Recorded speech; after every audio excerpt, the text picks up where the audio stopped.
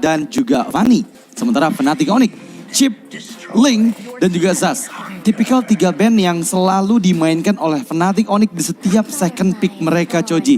Tapi nggak berlama-lama langsung mengamankan Zusin sebagai first hero dari Falcons Epi Brand. Ya, dengan adanya Shushin yang diambil, seenggaknya ini sudah mendinai adanya hero-hero yang low mobility bisa diambil oleh teman-teman dari Fnatic Onyx. Namun sisanya kita juga masih melihat bahwa Hayabusa pun terbuka dan melihat di match sebelumnya Hayabusa juga sempat keluar kan tadi? Ya. Melawan teman-teman dari Smart Omega dan di hari kemarin pun juga ada. Tapi Julian pun juga terbuka untuk di game kali ini. Sisanya tinggal bagaimana pemilihan mungkin ke arah dari sisi power dengan adanya Ruby Arlott mungkin bisa jadi potensi untuk Fnatic Onyx. Atau mungkin dari Falcons Epi Brand yang bisa langsung saja fokus dengan adanya Roger yang sejauh ini masih terbuka. Betul, berbeda dengan di match pertama tadi. Ini Arlott terbuka untuk diambil oleh Fnatic Onyx.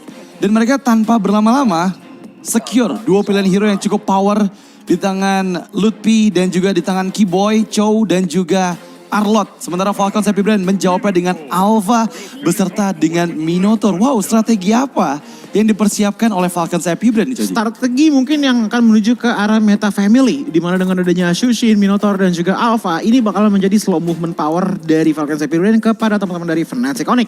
Apalagi dengan pemilihan ke arah dari Chow. Yang dimana cukup targeted mungkin akan fokus ke arah dari Shushin. Ataupun bisa ke arah dari Alpha. Namun dengan hadangan yang diberikan dari Minotaur ini akan sedikit sulit untuk dilakukan oleh Keyboy. Lagi-lagi dengan strategi 3 pilihan hero yang sangat powerful di team fight Falcons Epi Brand. Apakah Fnatic Onyx sudah mempersiapkan nih untuk antisipasi? Karena dengan ada Minotaur, efek crowd control itu bakal cukup sulit diantisipasi. Tapi tetap Hayabusa dikeluarkan di pick ketiga. Entah kenapa aku mikir bahwa dengan adanya Minotaur, Alpha dan juga Shushin, Harith di arah gold lane ini kayaknya bisa menjadi salah satu power bagi Fnatic Onyx. Ditambah lagi dengan adanya fast mobility dan juga dari segi damage output yang cukup besar. Dan bahkan dari segi akurasinya Alpha pun ini bisa diminimalisir dengan target yang berpindah-pindah terus dari Harith. Tapi pertanyaannya adalah apakah akan di-ban oleh teman-teman dari Falcons Epi Brand. Dan sisanya mungkin di arah mid laner, ngelawan Shushin, ngelawan Minotaur dan juga Alpha. Aku kepikiran justru kalau nggak ke arah Xavier, Novaria di sini. Main hero high ground defense. Iya. Novaria atau Xavier juga bisa menjadi pilihan untuk Suns.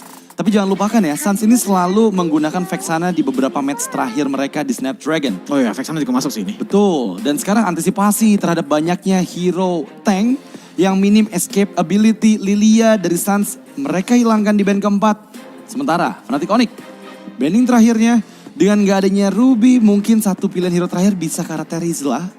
Udah di ban. Oh udah di ban. Dari Falcons berarti Epi Brand. aman ya untuk Falcons Epi Brand ya. Udah aman. Wow, Puvius. Ya, ini udah banyak ya resource dari segi dashnya dari Arlott dan juga Chow. Jadi daripada membahayakan mendingan langsung di ban saja. Namun Fnatic Onyx masih bisa mengambil satu hero lagi sebelum Falcons Epi Brand menjadi giliran ya untuk mendapatkan 2 hero terakhirnya. Tapi entah kenapa dengan Vexana yang dibuka seperti ini sebenarnya bisa menjadi last pick dari Fnatic Onyx. Sisanya tinggal di arah gold lane-nya saja mau ke arah mana. Dengan adanya Alpha, dengan adanya Shushin, aku kepikiran Cloud sebenarnya. Apalagi dengan adanya Fana Slash yang bisa dikombokan dengan Blazing Duet. Nah, meskipun Cloud ini bisa banyak yang meng-cancel ya. Karena efek knock up juga dibawakan dari entah itu Alpha, entah itu dari Minotaur. Dan Moskov. Salah satu pick hero yang selalu dibawakan juga oleh cewek. Dan kali ini digunakan kembali di game pertama match ketiga kali ini. Dan Falcons Epi Brand, mereka akan menjawabnya dengan pilihan hero karena Super Marco. Karena belum terlihat sama sekali Roger kah? Ini dari segi cewek ini kayaknya bakalan agak sedikit panas sih dari segi jempolnya. Karena untuk bermain dengan kelas combat seperti ini, apalagi dengan adanya Shushin dan juga Minotaur, akan sedikit tricky untuk mendapatkan positioning yang tepat. Sementara dari Falcons Epi Brand, dengan mereka masih kehilangan di arah XP laner. Entah kenapa aku kepikiran Grok ini bisa jadi XP laner ataupun Edith. Untuk teman-teman dari Falcons Epi Brand. Dan untuk dari segi gold lane-nya, justru aku kepikirannya untuk ngamanin ke arah late game potential, Nathan bisa jadi pilihan. Nathan kembali membawakan Roger ya? Enggak ya, tetap karena Roger dan Tamus untuk Flap. Head to head dengan Arlott pasti akan cukup merepotkan karena Lutfi. Karena ya ketika diadu jotoskan Tamus dan juga Arlott, ini Lutfi bakal susah buat bergerak. Terutama Arlott membutuhkan target untuk berpindah dengan skill 2 atau Vengeance-nya. Dan target dari Kairi pun akan Vexana. semakin sulit lagi karena Roger bukanlah target yang mudah, tapi Vexana kembali. Dengan beberapa hero nyaman yang dibawakan oleh Fnatic Onyx, menurut aku mereka siap untuk membuka peperangan di game yang pertama. Tapi tetap Coji, aku inget di game kemarin Hayabusa dari Kairi ini masih 0% win rate-nya. Iya, apalagi dengan adanya minim sekali frontliner dari teman-teman Fnatic Onyx, jadi bisa dibilang ini cukup risky dari segi draft yang diambil oleh teman-teman Fnatic Onyx. Namun dari Falcons Happy Brand dengan adanya Tamus, aku kembali lagi setuju dengan dari power dari yang dikatakan oleh Radit, main ke arah true damage ini yang bakalan menjadi sangat-sangat repot. Even Thunderbolt di item pertama pun di arah Arrow ini bakalan sangat-sangat sulit untuk bisa menembus ke arah dari Tamus. Sementara kalau kita ngeliat ke arah dari Falcons Happy Brand, ambil ke arah Alpha, ini bagian belakang gak ada yang safe. Entah itu Vexana, entah itu dari Moskovnya. Yang bisa nyelamatin menurutku cuma satu, Deathly Grasp. Deathly Grasp. Dan itu akan menjadi poin penting untuk Suns pastinya. Karena 10 pilihan hero sudah kita saksikan di game pertama dari match ketiga. Rematch dari final M5 World Series Fnatic Onyx versus Falcons Happy Brand. So let's go to the land of down and enjoy the game. Yes, ini dia untuk match terakhir kita di game yang pertama. Falcons Happy Brand melawan Fnatic Onyx dengan sama-sama dari jungle, ngemulai dari Purple Buff terlebih dahulu. Dan melihat dari segi rotasi draft di arah early game, entah kenapa aku melihat untuk early-nya sepertinya akan dimenangkan oleh teman-teman dari Falcons Happy Brand dengan cukup kuat. Apalagi ya balik lagi ini Roger dan juga Tamus yang kita omongin. Even tank-tank besar pun bisa jatuh di depan mereka. Betul, kalau kita ngebahas masalah draft yang dibawakan, dengan membawa Hayabusa, targetnya nggak terlalu banyak loh. Mungkin nanti ke arah Roger, tapi Keyboy di early game terpaksa terpanis, bahkan first blood diciptakan dari tangan Flaptzy. 4 orang yang langsung komit ke arah dari Keyboy ngebuat dia pun nggak bisa sustain begitu lama. Namun balik lagi ini kita ngomonginnya ke arah Cho. Tipikal hero yang membuat momentum bukan membayar waktu untuk mendapatkan teamfight jangka panjang. Ngebuat Fnatic Onyx harus bermain dengan cukup pintar, tapi Super Marco? Yap, Shadow Kill memang sudah diaktifkan. Super Marco masih bisa bertahan. Untungnya ada tambahan shield dari Wolf Form yang dia lakukan menghindar dari finishing yang dicoba lakukan oleh Kairi. Tapi Keyboy nggak tinggal diam, mempersiapkan ambush di bagian belakang, berusaha mengganggu Super Marco agar menjauh dari area outer turret. Seenggaknya nggak delay dari segi recall time-nya ya, biar supaya di arah top lane masih bisa di-poke ataupun bisa di-plating oleh Moskov. Seenggaknya itu keunggulan yang bisa diambil dari segi early power-nya. Sementara kalau kita ngelihat untuk posisi turtle yang ada di arah bottom lane, kalau dari Arlott yang sudah menyentuh ke angka level 4, mungkin ada chance yang lebih baik lagi untuk Fnatic Onyx mengambil ke arah turtle-nya. Terkhususnya Keyboy dengan The Way of Dragon-nya. Makanya aku penasaran apakah mid-nya akan diberikan ke arah Keyboy. Menarik nih, karena sudah ada turtle pertama yang akan coba dikontes oleh Fnatic Onyx dan juga Falcons Happy Brand. Lutfi belum mendapatkan level 4-nya, sementara View benar-benar mengganggu dengan lantern flare-nya. Ini nggak mudah sih untuk bisa kontes dan melepaskan turtle ke tangan Falcons Happy Brand. Spirit of Destruction memang dikeluarkan tapi belum connect ke arah siapapun. Dan Fnatic Onyx mencoba untuk mencari objektif yang lain. Early yang cukup pasif datang dari kedua belah tim. Walaupun tadi Keyboy yang menjadi first blood, tapi tidak ada inisiasi yang cukup dipasangkan dari Fnatic Onyx maupun dari Falcons Happy Brand. Sementara View di lain sisi dengan adanya Lantern Flare ini yang akan cukup merepotkan bagi Cho dan juga Vexana. Ya, sementara Fnatic Onyx masih dengan melakukan pressure yang sama ke arah gold laner. Super Marco, Shadow Kill, ditahan semuanya. Gak mudah mempanis Roger. Karena Kairi pun masih under dari segi itemsnya. Apalagi dengan adanya penambahan dari segi defensif ya. Ini yang ngebuat Roger agak sulit untuk ditumbangkan di arah early-nya. Namun ada El Imut di watch party kita. El Imut, sorry. Walk ya. Yang ternyata muncul dari watch party. Deden from Bogor, halo. Oke, kita kembali ke dalam game ya. Masih 1 point kill saja selama 3 menit game berjalan. Dan dari segi objektif nggak terlalu jauh berbeda. Meskipun sepertinya Flaptzy udah mau memainkan cutting minion di dalam area outer turret. Mencoba untuk diganggu oleh Keyboy dan digagalkan inisiasi yang coba dilakukan. Iya, dan pergerakan dari Fnatic Onyx pun masih bermain dengan cukup konservatif ya. Mereka nggak mau terlalu engage, tapi View menjadi target utama tadi di tangan dari Kairi. Jadi ini lebih ke arah inisiasi dari Fnatic Onyx yang ingin melakukan pick off dibandingkan dengan team fight. Wah, ini masalahnya Ada Lantern Flare yang connect ke Keyboy. Dan Keyboy kehilangan cukup banyak HP-nya.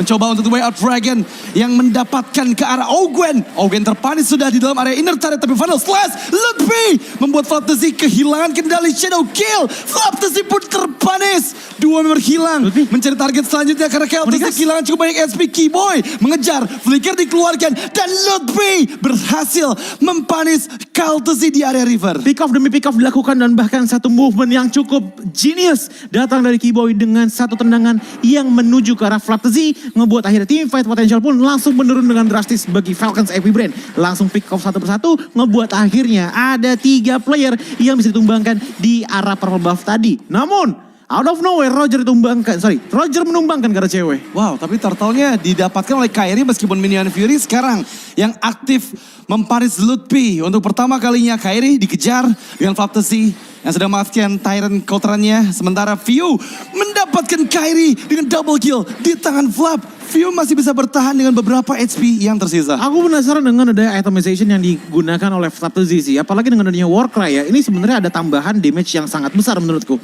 Dari early game. Ada 8% tambahan damage yang cukup efektif. Nggak cuma untuk lawan Lutfi, tapi untuk bisa fast end ke arah Kairi juga. Dan melihat dengan adanya laning yang cukup di-owning oleh Flaptasy, snowball potensialnya ini udah mulai kerasa. Terbukti dengan gold leaderboard yang menduduki di tempat kedua. Bahkan di atas gold lanernya dia sendiri. Iya, Super Marco. Betul. Tapi seenggaknya cewek ini masih aman ya. Masih aman. Kita lihat dari pattern farming yang nggak terganggu juga meskipun sempat terpick off di area mid lane tadi. Sejauh 5 menit game berjalan, Falcons AP Brand memang memegang kendali sebesar 1.400 gold. Tapi kita harus sabar sebentar menunggu technical issue yang terjadi karena ada pause di menit kelima. 1.400 gold sudah di-lead di tangan dari Falcons AP Brand. Ngebuat mereka ditambahkan lagi dengan adanya bottom lane turret yang sudah dihancurkan oleh Falcons AP Brand. Sangat-sangat snowball dan bahkan aku melihat adanya potensi bahwa lord pertama pun ini bisa langsung digas oleh teman-teman dari Falcons AP Brand yang membuat mereka punya chance lebih lagi untuk merontokkan semua outer turret yang dimiliki oleh Fnatic Connect. Ditambah lagi dengan faktanya bahwa yang snowball untuk di game kali ini adalah Flaptasy.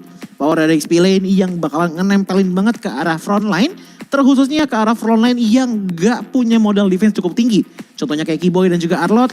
Dan ini bisa menjadi salah satu distraction maker dari Falcons AP Brand untuk memperburuk kondisi team fight yang dimiliki oleh teman-teman dari Fnatic Connect. Ya, tapi jujur ya, selama aku ngelihat Zuxin di tangan player-player lain, ini gak semengganggu View.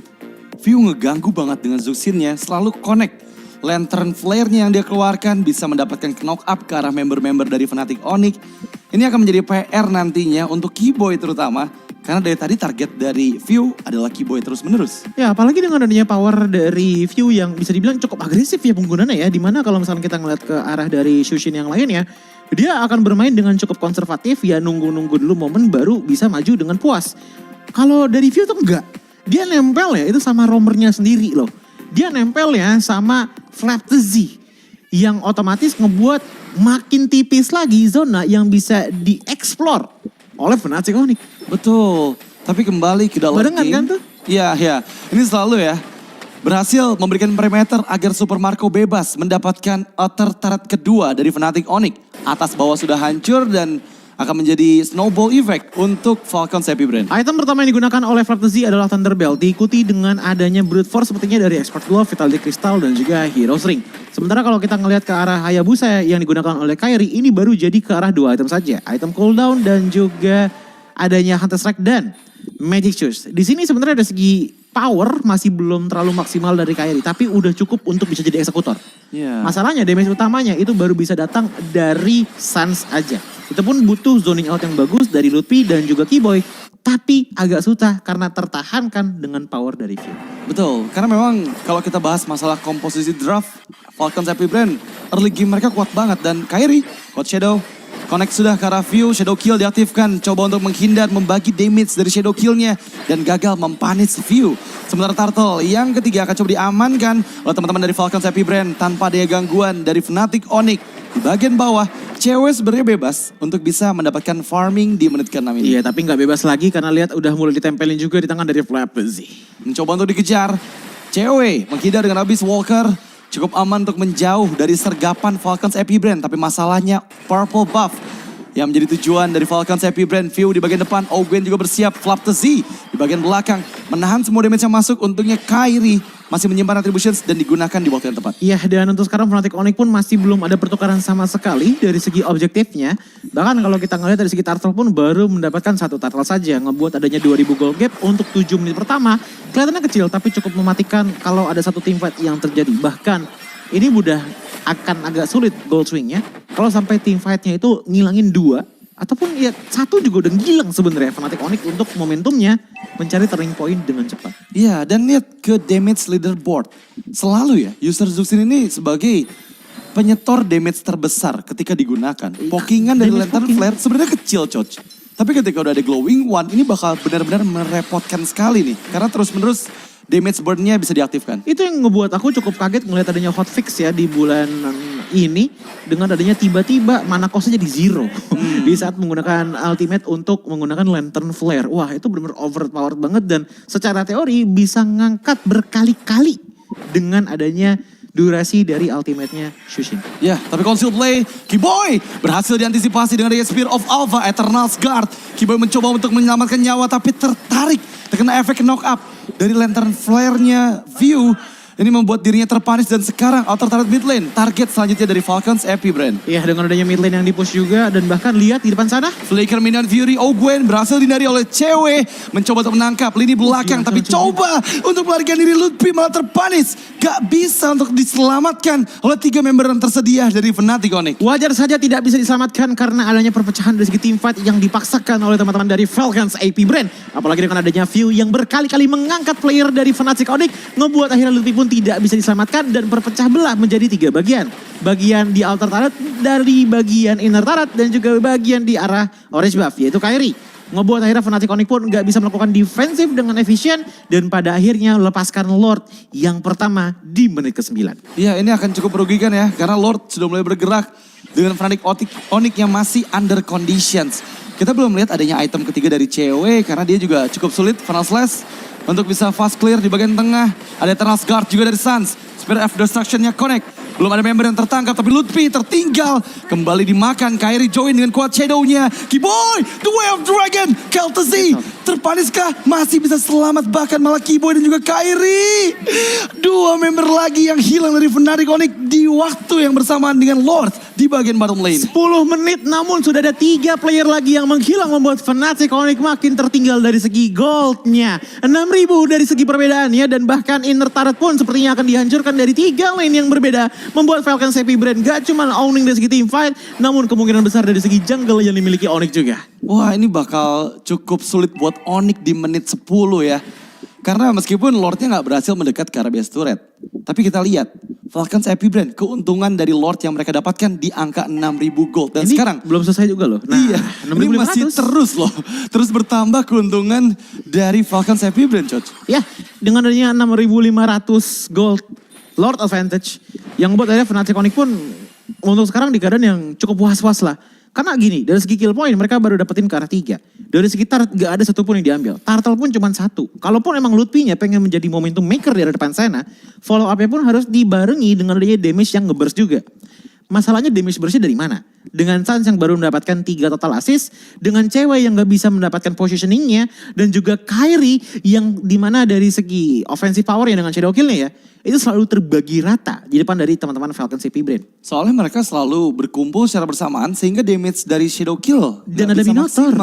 Dan ada Minotaur yang bisa memberikan efek heal juga. Dan kali ini lihat pressure karena Lutfi mencoba untuk menghindar dengan flickernya. Carry masuk tapi terkena efek knock up. Minoan Fury yang diaktifkan oleh Ogwen. Meskipun ada Fatal Slash yang connect Kel'Thuzzi masih cukup aman. Malah Kiboy dan juga Lutfi terpanis oleh Super Marco Kel'Thuzzi double yang dia kantongi tanpa ada korban jiwa dari Falcons Happy Brand. Kai mencoba untuk kuat shadow kembali. Ingat, dia belum mengeluarkan shadow kill-nya dan sekarang hanya buying time untuk segera melakukan clear minion di bagian atas. Tapi base turret pertama didapatkan oleh Falcons Happy Brand. Loncat masuk ke dalam area pertempuran. Flap the Z masih ada shadow kill untuk fast clear karena minionnya. Tapi fokus ke arah BSK berhasil di clear. Tapi Kairi one last hit still survive untuk kembali ke dalam area base. Satu kuat shadow yang manis sekali datang dari Kairi untuk membuat adanya safety net jikalau adanya burst output damage yang dikeluarkan oleh teman-teman dari Falcons AP Brain. Namun pergerakan dari Alpha-nya Kyle Z ini yang cukup berbahaya. Spear of Alpha yang di-abuse untuk mengharas Fnatic Onyx untuk tidak mendapatkan zoning out-nya yang membuat Fnatic Onyx pun gak bisa maju sedikit tanpa kepikiran apakah aku akan tumbang atau tidak. Iya loh, ini crowd controlnya terlalu banyak dan Iya. kalau fighter-fighter yang kena crowd control udah pasti bisa diangkat sama View. Itu yang bikin repot. Dan Flicker dan Fury, Suns yang ditarget oleh Kyle Z mega kill. Yang dia kantongi akan menambah pun di kill tambahan karena Lutfi unstoppable. Juga dipegang oleh Super Marco dan kali ini di sisi lain ada 1v1 yang dimenangkan oleh Flaptzy atas cewek. Menyisakan 2 member saja. Spear of Alpha yang connect kembali Keyboy. Berusaha untuk the way of Keyboy. Tapi masalahnya Ogwen terlalu tanky untuk bisa dipalit. Dan Kairi hanya seorang diri. Mampukah dia mempertahankan base turret mid lane? Karena sekarang Spear of Alpha kembali menangkap Kai. Dan wipe out untuk Falcons Epic Brand di game yang pertama. 17-3 Fnatic Onyx dibuat kalah di game pertama di match ketiga.